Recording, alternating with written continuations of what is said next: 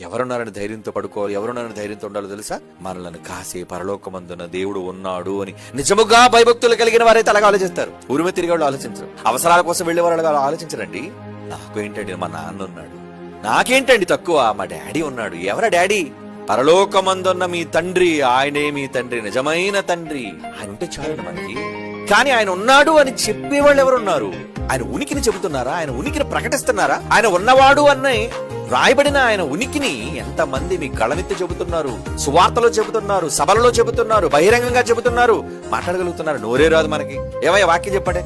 నాకు రాదండి. మరి ఏమొచ్చు?